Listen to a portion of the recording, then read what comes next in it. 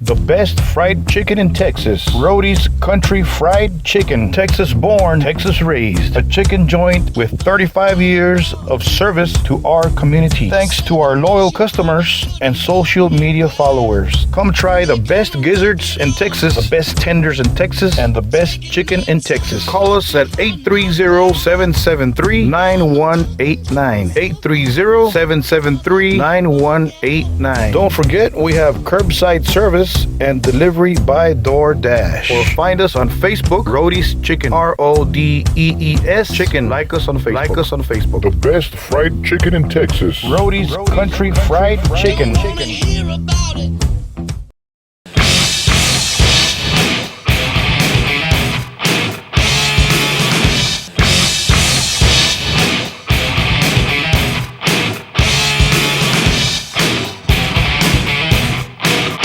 That metal interview. Andreas Kisser, the legendary Sepultura soul guitar player, is our guest for this episode of That Metal Interview, and he speaks to us about their latest compilation, recorded during the pandemic, of course. All these awesome Sepultura re-recordings, of course, re-recording their own songs with different guests.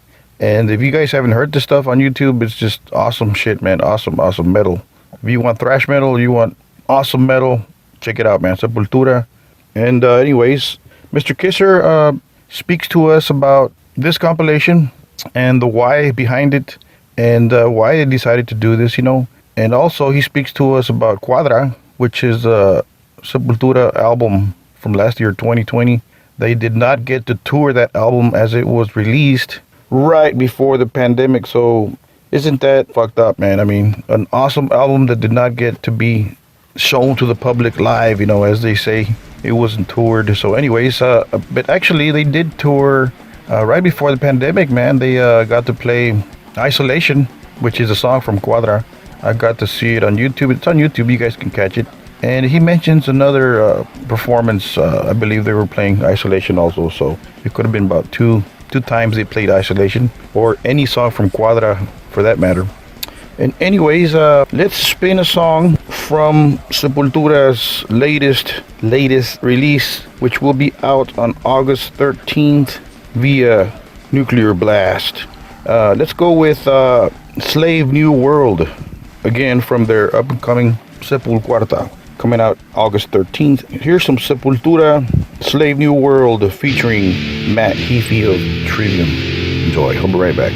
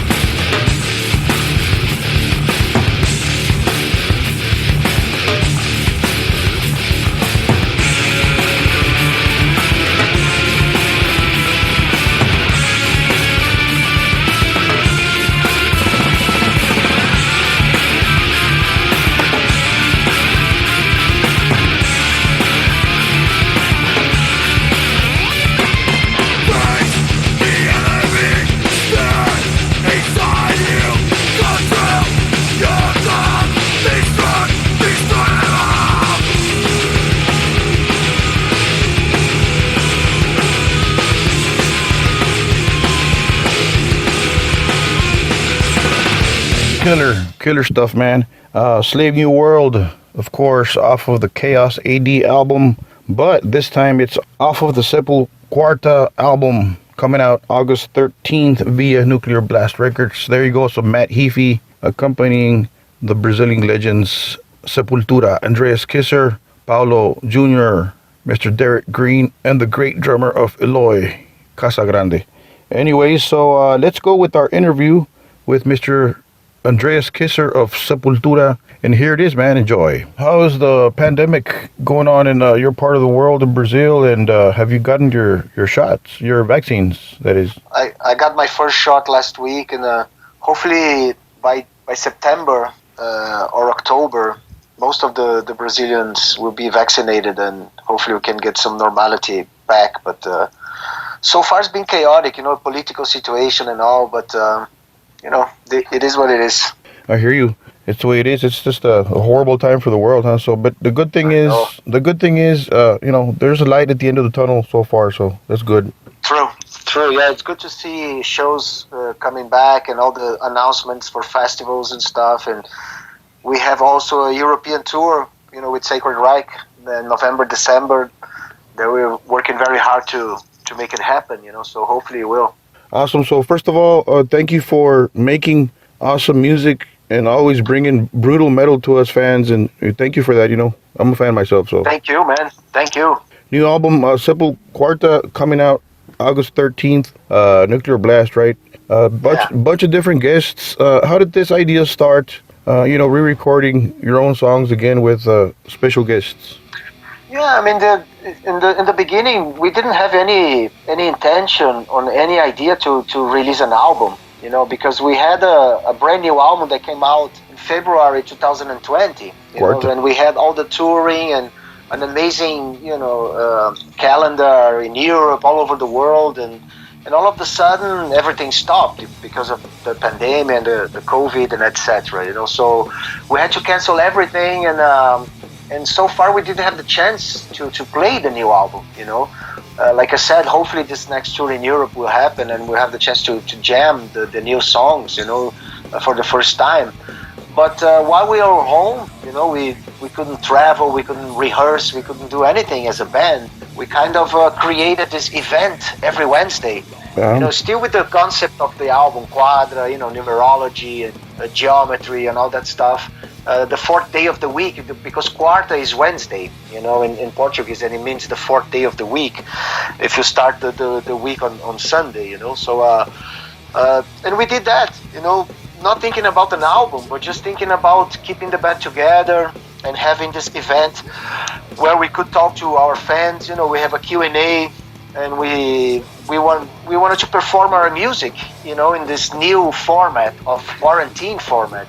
Each one of us on our own houses, and then doing the videos very homemade. A lot of bands were starting doing that, and we did ourselves our event that we could keep talking about the new album, talking about Sepultura's career, and have a purpose, because we didn't have time, or we were able to exchange ideas on backstage or touring or on the studio. That's the normal interaction that we have between ourselves, and this event was great because we started inviting our friends, that we know for almost more than 30 years of a career, and we're privileged to know so many great musicians and great people, and we invited them thinking about on every Wednesday, not really thinking about an album or anything like that. But at the end of 2020, when we finished, we saw we had like an amazing cast,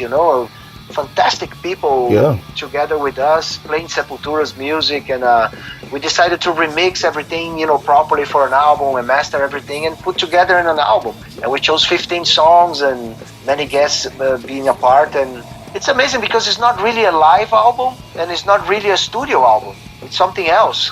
Yeah. It's like there's a song, for instance, Hata Mahata, you have 3 drums, Yeah. Imagine doing that either on stage or studio. It's just a lot of equipment and room and stuff. And this time, one of the drummers, Charles Gavan, which he was a part of Titans, from the song Policia, that we recorded many years ago. Yes, yes, yes. He was a part of it, and he did his drumming with no microphones, just filming with an iPhone at his backyard. It was crazy, and it was great, because it really opened new possibilities of performing Sepultura song on this pandemia situation, and it's great because it's really special. Like I said, it's not either live or studio. It's something really unique, and it's great to register, because 2020 and 2021 we're never gonna forget, either way. Yeah. And it's cool to have this this album that represents this era, on Sepultura's career. It's great. Yeah, it's different. It's not live or it's not a studio. It's real cool. So for us fans, it's a treat. So badass. So It's awesome. I love the whole. I saw all the videos and all that, and I got to hear the album. It's awesome. I love the whole thing. I heard Mask with Devin Yeah. Townsend. That was badass.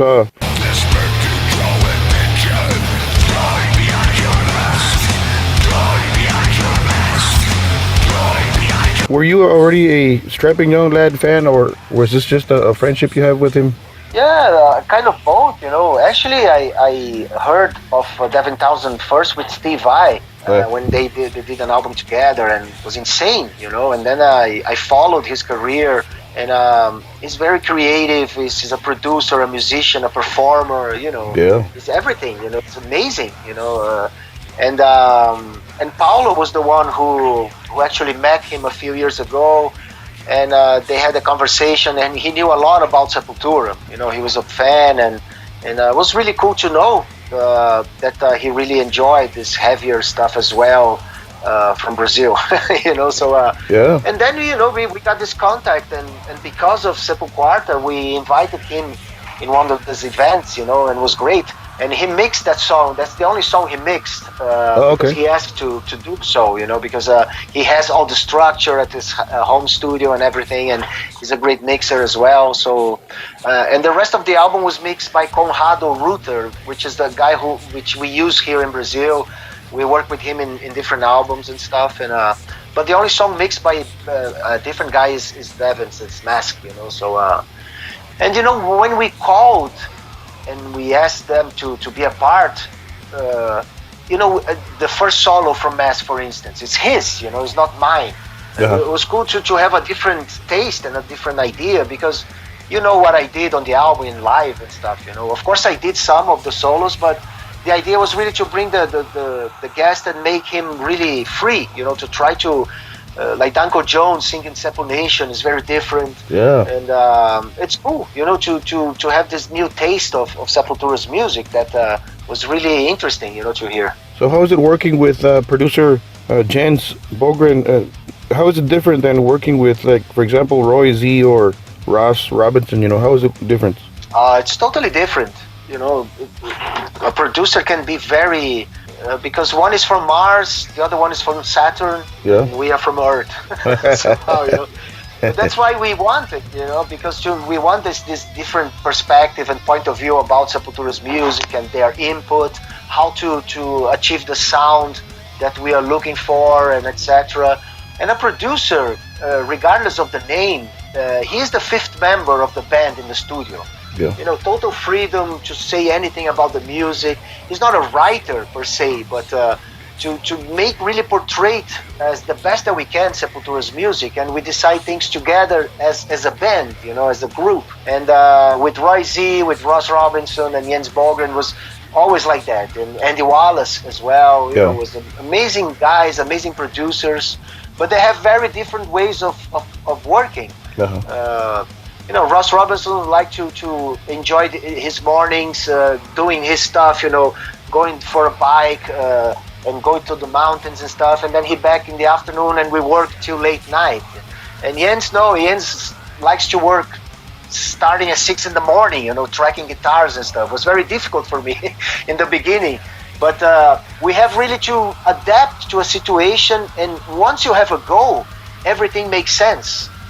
Really to make that happen and to make the best that we can. So it's great to have these different approaches of how to work, and we learn a lot with all of them. They're all fantastic. So you mentioned that you haven't really performed the last album, Quarta, you haven't really performed it. I saw Isolation. I saw you guys do that. So Well, yeah, we did that song only before the album came out. Yeah. In Rock in Rio. Actually, we did it twice. We did at Rock in Rio, and then we did at the Hellfest announcement, which was in 2019 and etc. But I mean, the whole album we didn't have the chance to tour. We prepared the tour. We have 7 songs of the new album with the new set, but because we had to cancel everything, we couldn't do it. So you guys already you just said you canceled things. So how do you out of so many great Sepultura albums, how do you come up with a set list, for a show or for a tour? That must be difficult right there. Yeah, usually we give more attention to the new album. It was like that with Machine Messiah, Yeah. and especially now with Quadra.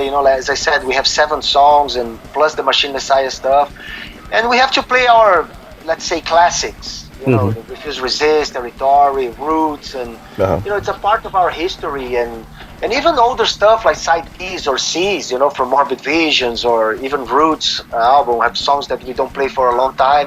So we have room really to organize, but the main thing is when you have the new album and then you build around that.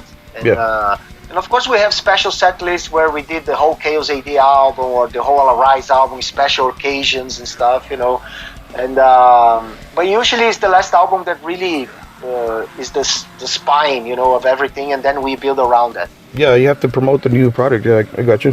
Yeah. So it feels good to play new material and then play Troops of Doom, for instance. It's nice balance of something that you play so long and then the challenge of playing new music. It's great. I've seen you guys live on YouTube. I've never seen you guys live like in person. So hopefully, I'll catch you guys when you come to the U.S. soon. Oh yeah, man. Yeah. Please do, definitely. Awesome. Yeah, I've been a fan since Beneath the Remains. I saw that video, Inner Self, on Headbangers Ball and.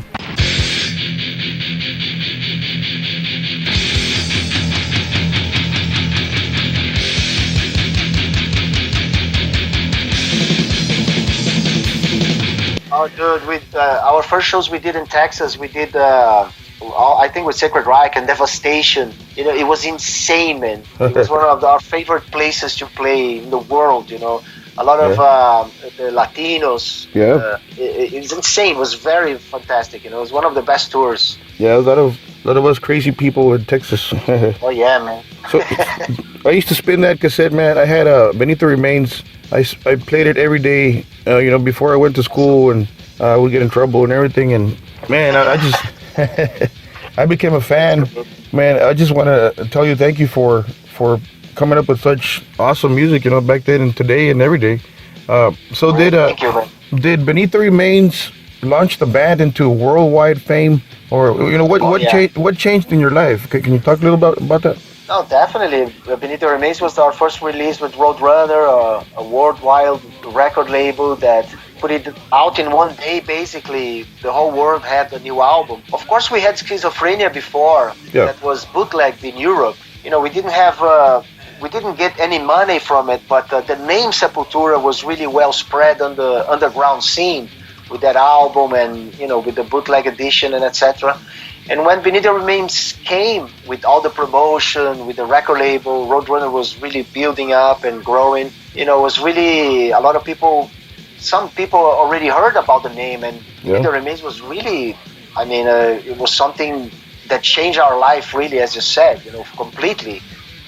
We moved from Belo Horizonte to São Paulo, and from São Paulo, quickly after the Beneath the Remains tour, we already went to Phoenix, the United States, and everything started to happen really quick, because of the label and the management we got, and we did a tour with Sodom in Europe, and then, prepared the album Arise, which was really the full support of everything. Because Beneath the Remains, we signed a contract, and the label, signed a band from Brazil. It was really risky for them. It was different, Think about, to invest the money on something that was not really, sure, but they did. We signed a contract for 7 albums, which was insane. Nobody does that anymore. That was like a crime. Wow. For any band. And we had a lot of problems throughout our career because of that contract, But it was signing the a deal with the devil at the crossroads, like the blues story, like Robert Johnson. Yeah. We didn't know what on the contrary, we just signed, and then we put Sepultura on the map. And we were able to record the album with Scott Burns, that came down to Brazil. We were able to find the best studio in Brazil, in Rio, to record the album. And the label changed our logo, the label changed the cover that we wanted, and etc. But it was a very important album that was a learning experience, really growing from boy to man, was really an experience that gave us a lot of motivation as well to keep going, because the response from Beneath the Remains was amazing, it was really positive. And even for the record label, as I said, after Beneath the Remains feedback and everything, they really put every penny and everything they could to make Arise happen, and it did. Arise is probably one of our biggest albums ever. So Oh yeah, one of my favorites. It was Yeah. great because of Beneath the Remains. We had possibility to do Arise the way we wanted. Dead Embryonic Cells. Yeah, I saw that too. Awesome. Oh yeah. So let's go to the beginning of your career. At what age did you start playing guitar? I started with acoustic guitar when I was 12, 13 or so. My grandma had an acoustic guitar. She came from Slovenia down to Brazil after the Second World War to start a new life, and she had this acoustic guitar that she knew 3 or 4 chords, but she sang very beautifully, like folk Slovenian and German and Austrian songs, and I grew up with that. And with her guitar, I started learning the first chords and the first music. And then we rock, Led Zeppelin and Black Sabbath and Maiden. I wanted to play the electric guitar, but I never left the acoustics. Till today, I study a lot of classical guitar and stuff. And even Sepultura's music, there are a lot of acoustic stuff, which I love so much. And I always had teachers of classical guitar. I never had like an electric guitar teacher. Okay. My teachers were my idols, Yeah. Ozzy, Randy Rhoads, Tony Iommi, Richie Blackmore, and so many others, Hendrix and etc. And but I learned how to read music because of classic guitar, and to play music that are 500 or 1,000 years old. It's insane. It's great. And it helps me a lot also to create and to be inspired to write Sepultura's music, of course, studying so many different styles of music within the classical world, you have a lot of possibilities and ideas that are used in Sepultura, which is great. So did you write the song The Abyss?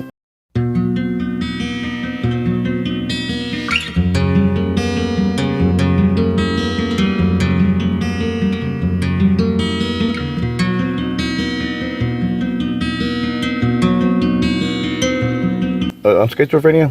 Yeah.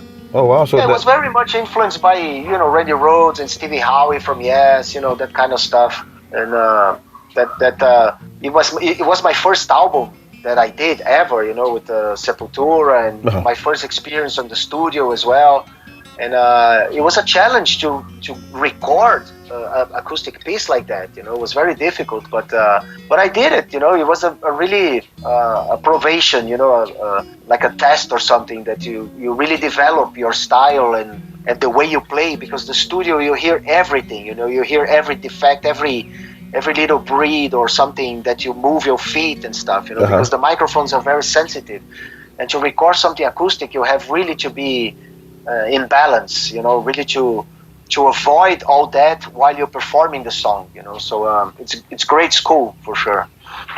So you mentioned some of your heroes, some of your influences.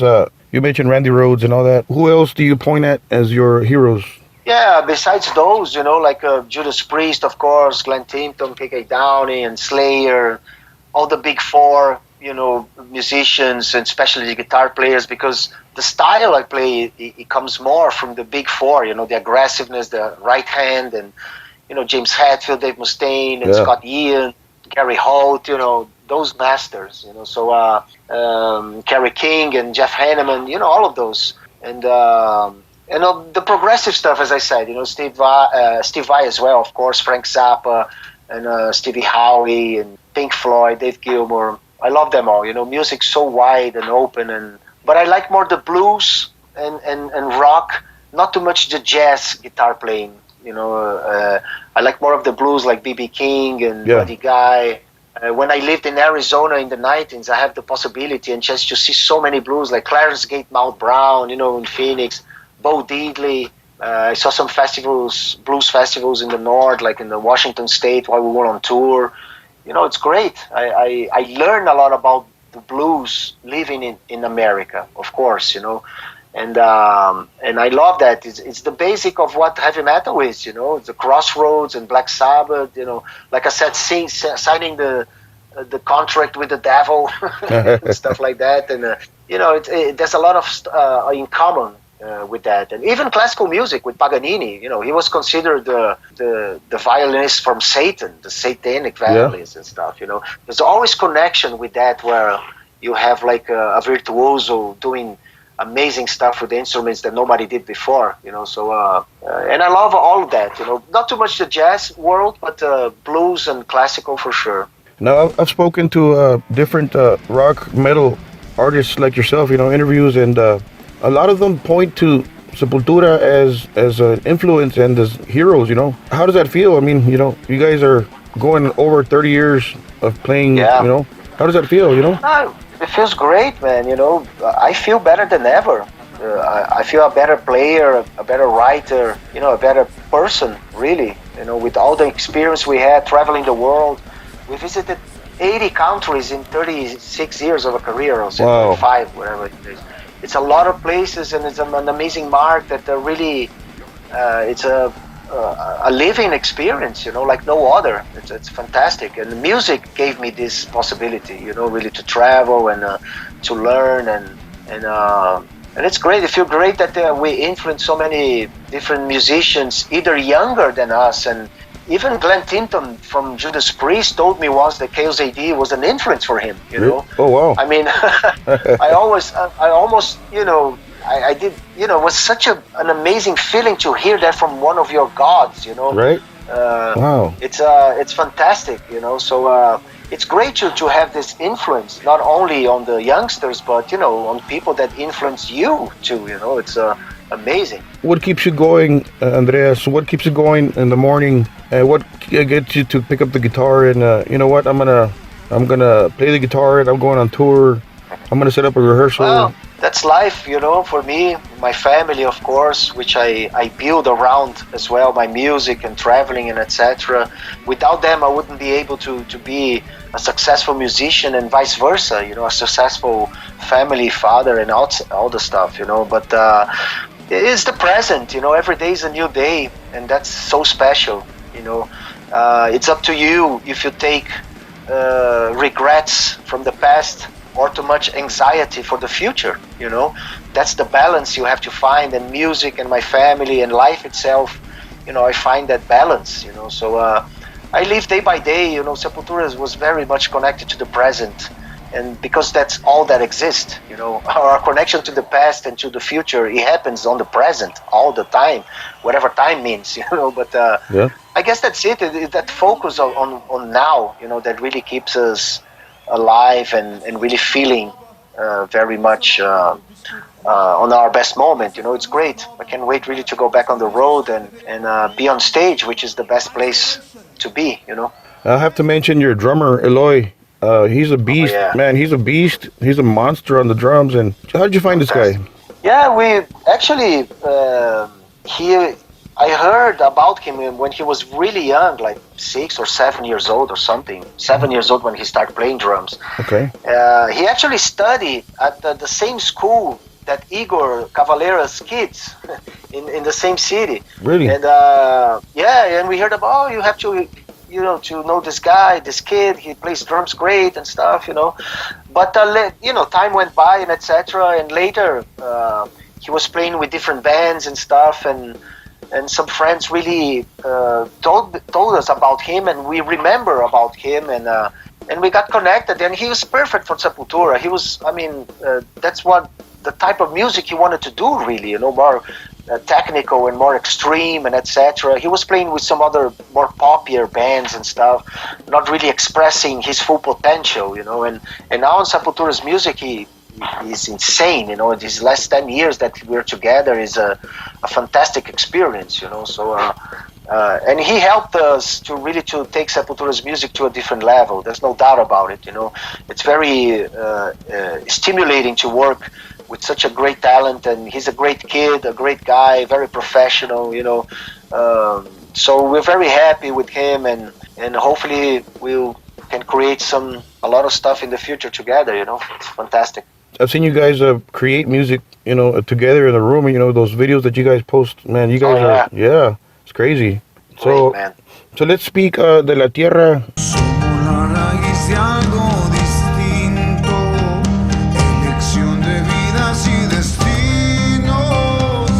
Another awesome badass band. Yeah, De La Tierra. We're supposed to record a new album on May 2020. Of course, we couldn't do it because of the pandemic, and now we have the plan to record this new album in October in Miami. We have an album written. We have a demo, written, and we only have to go to the studio and record properly, the album. So hopefully that will happen in October, and hopefully in 2022 we have a lot of opportunities to tour, to jam. I love De La Tierra. I love to work with those guys, and this album it's really exciting because it's very heavy. It's the first album we have Harold Hopkins from Puya working with us and recording. So it's a little heavier even, that we were on the first two albums. So it's exciting, I'm really happy with what we have in our hands, and like I said, hopefully we'll record the album in October. Awesome. So would you like to send a message to the fans listening to this podcast? Yeah, thank you very much. Always a privilege and a pleasure to talk to you all. Thank you for Sepultura, supporting Sepultura for so many years. And hopefully very soon we'll be able to reconfirm our American tour. And in 2022 we'll be able to tour again. We cannot wait to see you all. Thank you very much. Thank you, Andreas. Thank you for making time, and we wish you the best, and see you on tour. Worries, man. Yeah, see you on tour, man. Thank you. Awesome, and very much obliged, as I was in awe of speaking to such a legend, Mr. Andreas Kisser. Very much obliged. Thank you, sir, for accompanying our podcast, That Metal Interview. And don't forget to support all Sepultura digital formats, social media. Sepultura, buy the new album, the newest, latest compilation, Sepulquarta, coming out August 13th. And also pick up last year's Quadra 2020 came out. Pick it up, man. Download it, stream it.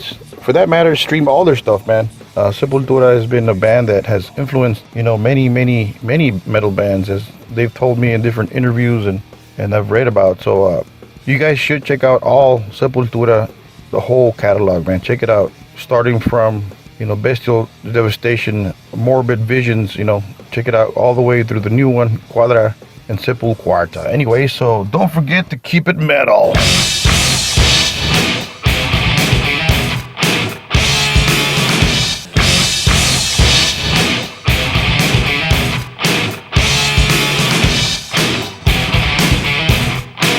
That Metal Interview.